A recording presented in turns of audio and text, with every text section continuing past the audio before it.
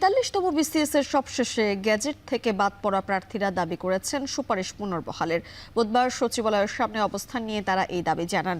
Gadget থেকে বাদ পড়া চাকরি প্রার্থীরা জানান 15 অক্টোবরের প্রজ্ঞাপন বাতিল করে নতুন করে যে প্রজ্ঞাপন জারি করা হয়েছে তাতে তাদের বাদ দেওয়া হয়েছে। তারা দাবি করেন কি কারণে তাদের বাদ দেওয়া হয়েছে তারা তা জানেন না। গেল 30 ডিসেম্বর জারি করা সবশেষ প্রজ্ঞাপনে 1896 জনকে বিভিন্ন ক্যাডারে নিয়োগের সুপারিশ দেওয়া হয়।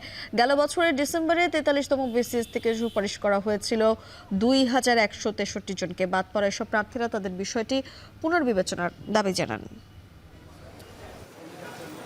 আমার বিরুদ্ধে কোনো ফৌজদারি মামলা নাই, আমি দণ্ডপ্রাপ্ত আসামি না। সেই ক্ষেত্রে আমি কোনো কারণ ছাড়া কেন বাদ পড়লাম সেই কারণটাই আসলে আমরা জানতে চাই। আমি বাইরে যাওয়ার প্ল্যান ছিল, কিন্তু আব্বু আম্মু বলছে না তুমি দেশে থাকা, এটা ট্রাই করো। তো এখন আমার এই অবস্থা হলে আমি কি বুঝাবো?